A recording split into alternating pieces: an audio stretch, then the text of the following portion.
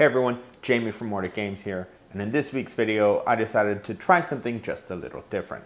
My girlfriend and I were shopping around and we ended up at Five Below, and that's when we picked this up. Now to be honest, I don't know who or what a Bugha is until I started doing research for this video, but it was a $5 gaming pad and we decided it'd be fun to compare it with the Razer Tartarus and to try to run something on Final Fantasy with it.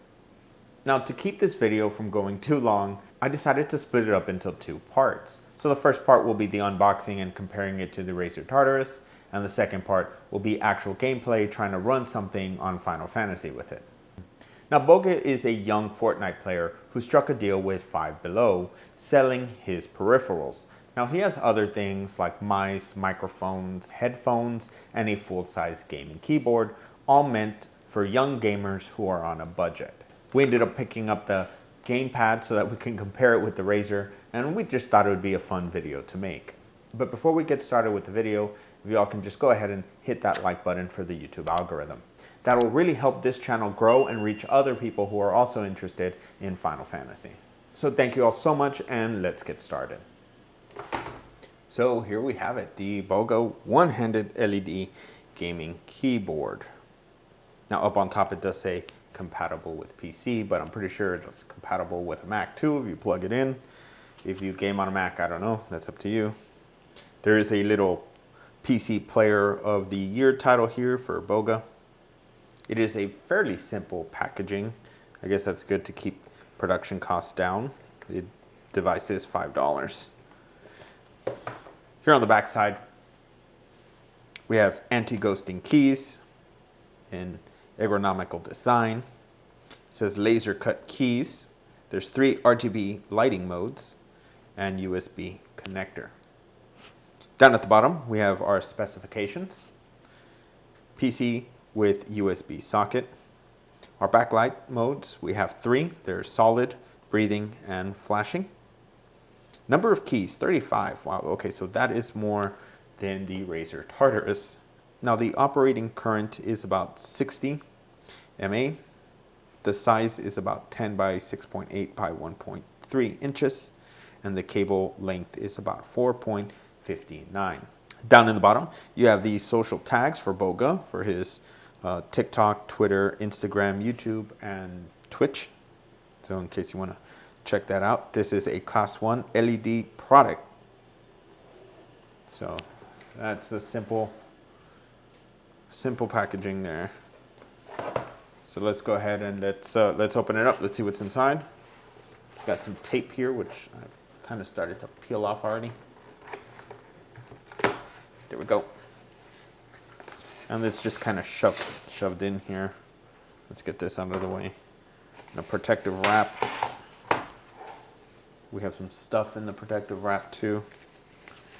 Let's see here. We have a Bugha collectible card.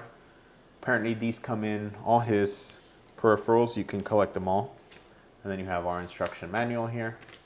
Real simple. And of course we have the device itself. A big beast. This is big. It is really plasticky. I guess bendable. Yeah, it's super like cheap plastic. Clicking the buttons feels really loose and wonky. Oh, that spacebar. That spacebar is really loose. Here, I don't know if you can hear it. Let me put the mic close to it. This is what the keys sound like. Very fake, plasticky keys, like I'm playing with a toy keyboard. So yeah, it does feel like I'm playing with a toy keyboard. Very economical, I guess you can say. It is a big beast though. It is, the size of this is, it's just humongous compared to the Razer Tartarus. Here on the Razer Tartarus, you do have a padding for your wrist rest. Here it's just straight up plastic. On the Razer Tartarus, you do have a scroll wheel, the Alt key, and your thumb space, which feels way better clicking than this one. I don't know if I mentioned the directional pad on the Razer Tartarus, but there we go. keep it simple, I guess. Keep it $5. So let's see what gaming on it is like. Now it is just like the left side of a keyboard. You have your F1 buttons, F1, 2, 3, 4, 5 up on top, the escape button. You have your number pad 1, 2, 3, 4, 5, 6. You have your tab, caps, shift, control, function, alt, and spacebar. Now the only thing is the T and the G. That T is kind of a big button there. So is G. B is a normal key button, but the T and the G are significantly bigger compared to the other keys around it.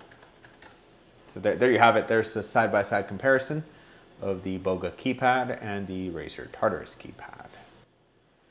Now I will say here the Razer Tartarus, it is kind of bent. I don't know if you can see it. It does kind of like have an indentation so that your fingers can sit naturally on the keys, and it feels really good when you're moving around. You can feel your way around them.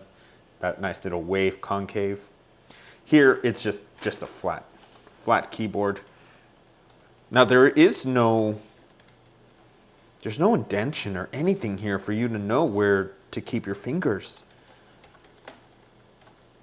Wow. Yeah, because here on the Razer, on the 13 key where your middle finger rests, there's a little indentation, so you know this is where your hand's supposed to be resting naturally. And here they don't have anything on the A, S, D, F, nothing. Yeah, even on my Dell G3, the F has a little indentation so that you know this is the F key. So if you're not looking, you got to be real comfortable with gaming on a keyboard for you to know where your fingers go. I'm afraid that I might put my hand to rest somewhere else, and that might be bad when I'm running Final Fantasy on there. But let's give it a try. Let's try it out anyways. All right, so you know what? Let me try plugging it in so that you can see the RGB lights turn on. All right, so the cord length it's pretty good. Yeah, that'll work. Let's try plugging this in.